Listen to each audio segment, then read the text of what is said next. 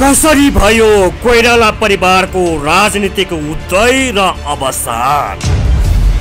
सकिएकै हो त कोइराला परिवारको विरासत? के छन् डाक्टर शेखर सामु चुनौती? के छन् डाक्टर कोइरालाका सबल पक्ष? के छन् कमजोरी? कांग्रेस विशेष द न्यूज रिभ्यू। दर्शकबिन नमस्कार। खास न्यूजको बहुकोणीय चिरफार गर्ने कार्यक्रम द न्यूज रिभ्यूको आजको अङ्कमा स्वागत छ। म श्रद्धा दाहाल। अहिलेको जमानालाई विज्ञान प्रविधिको युग भनिन्छ, तर सत्ताको नेतृत्व गरिरहेको नेपाली कांग्रेसको अझै नयाँ प्रविधि अवलम्बन गर्न सकेको देखिएन। 14औं महाधिवेशनको सम्पूर्ण परिणाम सार्वजनिक गर्न नेपाली कांग्रेसलाई करिब 2 साता लाग्यो। आजभन्दा 100 वर्ष अघि मतदान गर्ने जे प्रविधि थियो त्यसैलाई नेपाली कांग्रेसले निरन्तरता दिँदा नयाँ पुस्ताले ज्यादै अप्ठ्यारो मानेको छ। केही घण्टामै नतिजा निकाल्न सकिने विद्युतीय भोटिङ मेसिन प्रयोग नगरेर नेपाली कांग्रेस किन पुरातन प्रविधिमै रमाइरहेको छ भन्ने आम चासो जनतामा देखिएको छ। त्यसो त मतदानको मामिलामा मात्रै होइन, 14औं महाधिवेशनको पूर्व तयारीका लागि पनि नेपाली कांग्रेसले करिब 2 वर्ष समय लगायो। निर्वाचित कार्य समितिको कार्यकाल जम्मा 4 वर्षको हुन्छ, तर महाधिवेशनको पूर्व तयारीलाई मात्रै 2 वर्ष लगाउने पार्टीको मुलुक हाँक्ला भनेर जनता कसरी विश्वस्त हुने भन्ने प्रश्न कम पेचिलो छैन। ढिलै भए पनि मतगणनाको परिणाम आइसकेको छ। केही अपवाद बाहेक आम जनता बीच लोकप्रिय नेताहरूले नै नेपाली कांग्रेसमा चुनाव जितेका छन्। परम्परागत ढाँचाबाटै भए पनि आन्तरिक लोकतन्त्रको अभ्यास गरेकोमा नेपाली कांग्रेस प्रति जनता आशावादी छन्। तर जनताको आशा र भरोसालाई नेपाली कांग्रेसले निरन्तरता देला कि गुट उपगुटको झगडामा रमाउला भन्ने प्रश्न यथावत छ। जित्नेहरूमा देखिने उन्माद र हार्नेहरूमा देखिने निराशाका द्वन्द्वमा नेपाली कांग्रेस विगतदेखि नै फस्दै आएको छ। मुलुक सामु 3वटा ठूला निर्वाचन सन्निकट आइसकेको अवस्थामा नेपाली कांग्रेस भित्रको आन्तरिक लडाईँले कस्तो असर गर्ला भन्ने शङ्का उपशङ्का पनि नदिएको होइनन्। तर यति बेला भने सबैभन्दा चर्चाको शिखरमा भने सभापति पदका विजेता प्रधानमन्त्री शेरबहादुर देउवा भन्दा उपविजेता डाक्टर शेखर कोइराला हुनुहुन्छ। केही अपवाद बाहेक एक ढिक्का रहँदै आएको कोइराला परिवारका नेताहरू छिन्न भिन्न भएर तीनतिर लाग्दा पनि डाक्टर शेखर कोइरालाले आफूलाई बलियोसँग उभ्याउनु भएको छ। दर्शकबिन्द, आज हामीले उपविजेता डाक्टर शेखर कोइराला र नेपाली कांग्रेसको कोइराला परिवारको भविष्यका सन्दर्भमा टिप्पणी तयार गरेका छौं। यसका टिप्पणीकार हुनुहुन्छ हाम्रा सहकर्मी बिन्दुकान्त घिमिरे। कसरी भयो कोइराला परिवारको राजनीतिक उदय र अवसान? सकिएकै हो त कोइराला परिवारको विरासत? के छन् डाक्टर शेखर सामु चुनौती? के छन् डाक्टर कोइरालाका सबल पक्ष? के छन् कमजोरी? कांग्रेस विशेष द न्यूज रिभ्यू। नेपालको लोकतान्त्रिक इतिहास खासै लामो छैन। नेपालको लोकतान्त्रिक कित्ताको राजनीति अहिलेसम्म कोइराला परिवारकै वरिपरि घुमिरहेको थियो। तर नेपाली कांग्रेसको 14औं महाधिवेशनको परिणामले कोइराला परिवारको दबदबामाथि प्रश्न उठाएको छ। कोइराला परिवारका नेताले पराजय भोगेको इतिहास नेपाली कांग्रेसका कुनै पनि महाधिवेशनमा छैन। सभापति पदमा उम्मेदवार बनेको अवस्थामा कोइराला परिवारका नेताहरूले फराकिलो मतअन्तरले चुनाव जित्दै आएको इतिहास छ। तर यस पटक भने डाक्टर शेखर कोइराला पराजित हुनुभयो। कोइराला परिवारका 3 हस्ती मध्ये बीपी पुत्र डाक्टर शशाङ्क कोइराला देउवाको पक्षमा उभिनु भयो भने गिरिजापुत्री सुझता कोइराला पनि प्रकाशमान सिंहको टिममा उपसभापतिको उम्मेदवार हुँदै देउवाकै पक्षमा उभिनु भयो। आफ्नै परिवारकी विरोधी कित्तामा लागेकै कारण डाक्टर शेखर कोइराला पराजित हुनुभयो। पराजित भए पनि डाक्टर शेखर कोइरालाले प्राप्त गरेको मतले भने नयाँ संकेत गरेको छ। अब कोइराला परिवारको विरासत बीपी पुत्र र गिरिजा पुत्रीबाट जोडिएर नोना पुत्र डाक्टर शेखरको हातमा पुगेको विश्लेषण गरिएको छ। के अब डाक्टर शेखर कोइरालाले पारिवारिक विरासतलाई फिर्ता ल्याउन सक्नुहोला त? या जसरी आपसी बेमेल राणाहरूको विरासत अन्त्यको कारण बनेको थियो त्यसरी नै यो बेमेलले कोइराला परिवारको विरासत अन्त्य गर्ला भन्ने जिज्ञासा हरेक कांग्रेसजनको मुखमा छ। प्रस्तुत छ यसै सन्दर्भमा छोटो चर्चा। नेपाली कांग्रेसमा कोइराला परिवारको विरासत कृष्णप्रसाद कोइरालाले सुरु गर्नुभएको राणा शासनको उत्तराधिकारी तत्कालीन सत्तासँग विद्रोह गर्नुभएका कृष्णप्रसाद कोइरालाको जेलमै मृत्यु भएको थियो। त्यतिबेला बाहुनलाई मृत्युदण्ड दिने चलन थिएन, त्यसैले राणाहरूले कृष्णप्रसाद कोइरालालाई जेलमै सडाएर मारेका हुन्। कृष्णप्रसाद कोइरालाका 5 छोरा मध्ये मातृका प्रसाद कोइराला, बीपी कोइराला, गिरिजाप्रसाद कोइराला प्रधानमन्त्री बनिसक्नु भएको छ। संविधान जारी हुँदाका बेलाका प्रधानमन्त्री सुशील कोइराला पनि कृष्णप्रसाद कोइरालाका भतिजा हुनुहुन्छ। पहिलो जननिर्वाचित प्रधानमन्त्री मनमोहन अधिकारी कृष्णप्रसाद कोइरालाका भान्जा हुनुहुन्छ। त्यसैगरी पूर्व उपप्रधानमन्त्री भरतमोहन अधिकारी भान्जा हुनुहुन्छ भने शैलाजा आचार्य र सुजाता कोइराला नातिनी हुनुहुन्छ। मन्त्री बन्नेहरूको संख्या त कृष्णप्रसाद कोइरालाको परिवारमा कति छन् कति। कृष्णप्रसाद कोइरालाको 2 छोराहरू मातृका प्रसाद र विश्वेश्वर प्रसादको द्वन्द्वले 2009 सालमा नेपाली कांग्रेस विभाजित भएको थियो। यसबाहेक कोइराला परिवार एक ढिक्का रहँदै आएको थियो। तर यसपटक कृष्णप्रसाद कोइरालाका 3 जना नाति नातिना 3तिर भए। कोइराला परिवारका तेस्रो पुस्ताका 3 हस्ती डाक्टर शेखर कोइराला र डाक्टर शशाङ्क कोइराला अलग अलग विरासत तथा विशेषता बोकेका छन्। डाक्टर शेखरसँग बाजे कृष्णप्रसादको विरासत भए पनि बाबु केशव कोइरालाको विरासत भने छैन। शेखरका बाबु केशवले राजनीतिक सङ्घर्ष त गर्नुभयो तर पार्टी तथा सरकारमा कुनै पद लिनु भएन। दाजु बीपी र भाइ गिरिजाप्रसाद कोइरालाको राजनीतिक सक्रियताको लागि उहाँले घर सम्हालेर बस्नुभयो। डाक्टर शेखरकी आमा नोना पनि आजीवन देवर गिरिजाप्रसादको सहयोगीको भूमिकामा हुनुभयो। नोनाले पनि कुनै पद लिनु भएन। डाक्टर शशाङ्क कोइरालासँग बाजे कृष्णप्रसादको मात्रै नभएर बाबु बीपी कोइरालाको समेत विरासत प्राप्त भयो। नेपाली राजनीतिमा बीपी कोइरालाको नाम नै काफी छ। बीपी पुत्र भन्नासाथ डाक्टर शशाङ्कको 50% भोट बैंक यसै बढ्ने भयो। थोरै बोल्ने मन्त्री तथा उपप्रधानमन्त्री बन्ने अवसर पटक पटक आउँदा पनि त्याग गर्दै जाने स्वभावका कारण कांग्रेसभित्र डाक्टर शशाङ्क कोइराला लोकप्रिय हुनुहुन्छ।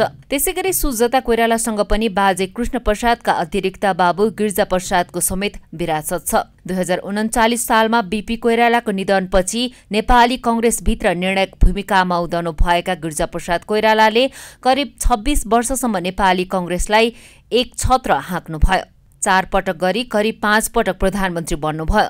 यो पुरै अवधि छोरी सुजाता कोइरालाको दबदबा रह्यो। आफ्ना बाबुकै पालामा सुजाताले उपप्रधानमन्त्री समेत बन्ने मौका पाउनुभयो। कांग्रेसको 14 महाधिवेशनले कोइराला परिवारको वास्तविक राजनीतिक उत्तराधिकारी डाक्टर शेखर कोइराला भएको पुष्टि गरेको छ। तर डाक्टर शेखर कोइरालाको सामुन्ने साना चुनौती छैनन्।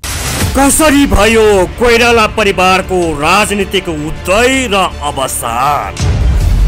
सकिएकै हो त कोइराला परिवारको विरासत?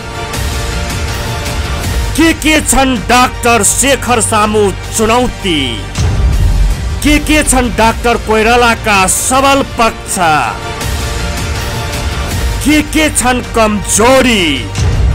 कांग्रेस विशेष द न्यूज रिभ्यू।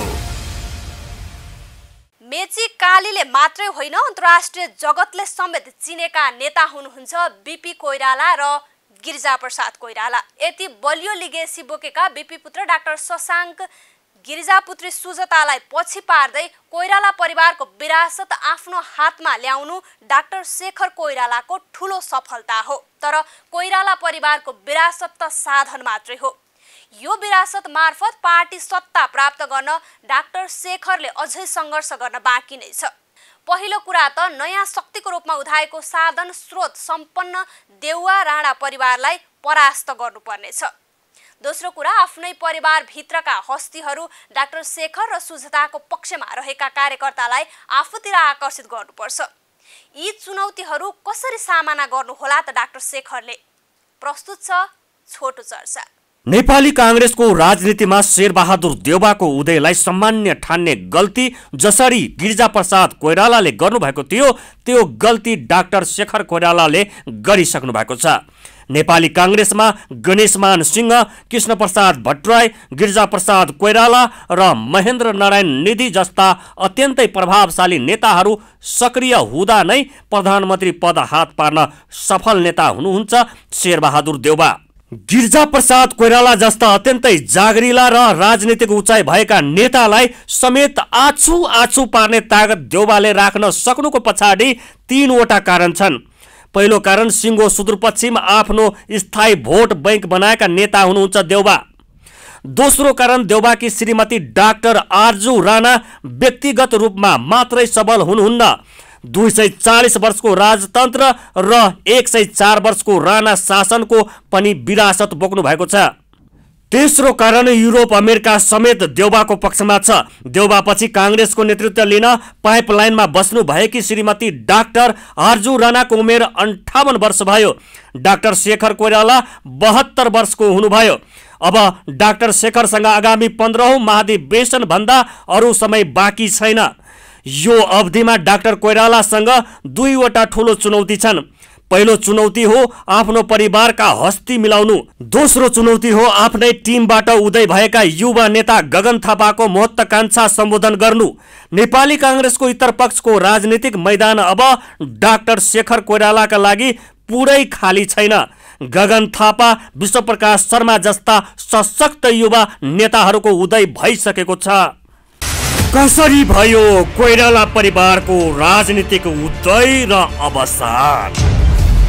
सकिएकै हो त कोइराला परिवारको विरासत? के छन् डाक्टर शेखर सामु चुनौती? के छन् डाक्टर कोइरालाका सबल पक्ष? के छन् कमजोरी? कांग्रेस विशेष द न्यूज रिभ्यू। राजनीति भनेको यस्तो खेल हो जहाँ साम दाम दण्ड भेद लगायतका 6वटा अस्त्र एकैचोटि प्रस्तुत गर्नुपर्छ, जसलाई बोलीचालीको भाषामा षड्यन्त्र भन्ने गरिन्छ। गिरिजाप्रसाद कोइराला र सुशील कोइराला षड्यन्त्र प्रयोग गर्न माहिर हुनुहुन्थ्यो। षड्यन्त्रलाई छेक्न सक्ने ताकत पनि गिरिजाप्रसाद र सुशीलमा थियो। तर डाक्टर शेखरले न षड्यन्त्र प्रयोग गर्न सक्ने ताकत राख्नुहुन्छ न षड्यन्त्र छेक्न सक्ने ताकत राख्नुहुन्छ भन्ने टिक्का टिप्पणी कांग्रेस जनहरू गर्दछन्। सरसर्ती हेर्दा यो टिक्का टिप्पणी सही हो कि जस्तो देखिन्छ। प्रस्तुत छ यस सन्दर्भमा छोटो चर्चा। महाभारतका चर्चित पात्र अभिमन्युले चक्रव्यूहभित्र छिर्ने ज्ञान प्राप्त गरेका थिए, तर निस्कने ज्ञान प्राप्त गर्न सकेका थिएनन्, जसका कारण किशोर अभिमन्युको ज्यान गयो। डाक्टर शेखर कोइरालाले पनि नेपाली कांग्रेसको 14औं महाधिवेशनमा अभिमन्युको जस्तो नियति बेहोर्नु पर्यो। एक्ला कोइरालालाई कांग्रेसभित्रका करिब 1 दर्जन महारथीले घेरा हाली सिद्ध्याए। आफूलाई भीष्म पितामह ठान्ने वरिष्ठ नेता रामचन्द्र पौडेलले समेत निर्णायक क्षणमा डाक्टर शेखरको छातीमा बाण प्रहार गर्नुभयो। तर कमजोरी डाक्टर शेखरकै हो। गत 13औं महाधिवेशनमा डाक्टर कोइरालाले रामचन्द्र पौडेलमाथि षड्यन्त्र प्रयोग गर्नुभयो, तर डाक्टर कोइरालाले प्रयोग गरेको षड्यन्त्र आफ्नै थिएन। त्यतिबेला शेरबहादुर देउवाले चुनाव जित्नका लागि पौडेलमाथि सिधै षड्यन्त्र प्रयोग गर्न सक्ने अवस्था थिएन। डाक्टर शेखर मार्फत षड्यन्त्र प्रयोग गर्नुभयो। गत 13औं महाधिवेशनमा देउवाले चुनाव जितेको भए यतिबेला डाक्टर शेखरलाई चुनाव जित्न खासै अप्ठ्यारो थिएन। पौडेल विरुद्ध कसका लागि किन षड्यन्त्र गर्दैछु भन्नु डाक्टर शेखरले त्यतिबेला बुझ्न सक्नु भएन। षड्यन्त्र भनेको ब्रह्मास्त्र जस्तै हो। पर्याप्त ज्ञान बिना षड्यन्त्र प्रयोग गरियो भने आफै समाप्त हुन्छ भन्ने पाठ डाक्टर कोइरालाले 14औं महाधिवेशनबाट सिकेको हुनुपर्छ। शक्ति सम्पन्न कोइराला परिवारको विरासत बोकेका डाक्टर कोइराला विद्वान मात्रै हुनुहुन्न, उहाँको व्यक्तित्वमै विद्वता झल्कन्छ।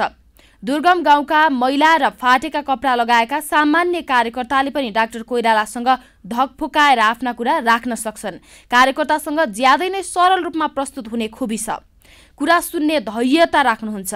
रिसाउने झर्कने बानी उहाँमा छैन, तर जीवनको लामो कालखण्डसम्म जागिर खाएर महिनामारी तलब बुझ्ने औषध कर्मचारीको मानसिकताबाट डाक्टर कोइराला माथि उठ्न बाँकी रहेको उहाँसँग संगत गर्नेहरू बताउँछन्। आर्थिक रूपमा डाक्टर कोइराला कम सम्पन्न हुनुहुन्न। उहाँको आर्थिक हैसियत देउवाको भन्दा थोरै कम होला, तर कार्यकर्ता उभिन पुग्ने आँगन समेत नभएको घरमा उहाँ बस्नुहुन्छ। आफ्नो घर चिया पसल भन्दा धेरै टाढा छ भन्ने हेक्का डाक्टर शेखर कोइरालाले मात्रै होइन, उहाँको परिवारलाई समेत छैन। कुनै बेला आस्थाका आधारमा कार्यकर्ताहरू भोकभोकै परिचालित हुन्थे। अब मुलुकमा लोकतन्त्र आइसकेको छ। भोकभोकै कोही कार्यकर्ताले कसैको झोला बोक्ने युग सकिएको छ। तर कार्यकर्ताहरू भोकभोकै कुद्ने युग सकिएको कुरा गिरिजाप्रसाद कोइरालाले 2048 सालमै थाहा पाइसक्नु भएको थियो। देउवाले पनि त्यति बेलै थाहा पाइसक्नु भएको थियो। तर डाक्टर शेखर कोइरालाले यो यथार्थ अझै थाहा पाउनु भएको छैन। कसरी भयो कोइराला परिवारको राजनीतिक उदय र अवसान? सकिएकै हो त कोइराला परिवारको विरासत? के छन् डाक्टर शेखर सामु चुनौती? के छन् डाक्टर कोइरालाका सबल पक्ष? के छन् कमजोरी?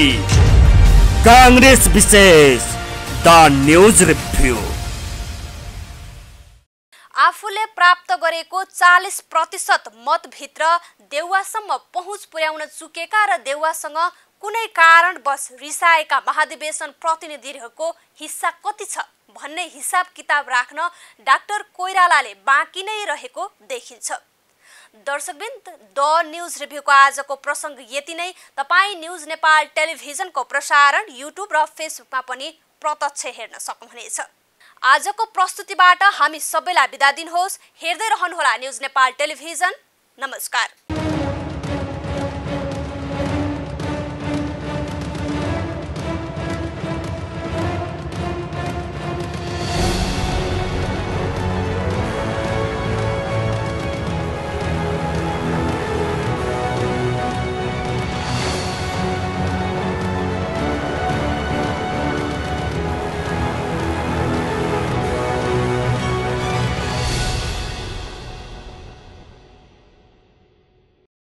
कसरी भयो कोइराला परिवारको राजनीतिक उदय र अवसान? सकिएकै हो त कोइराला परिवारको विरासत? के छन् डाक्टर शेखर सामु चुनौती? के छन् डाक्टर कोइरालाका सबल पक्ष? के छन् कमजोरी? कांग्रेस विशेष द न्यूज रिभ्यू।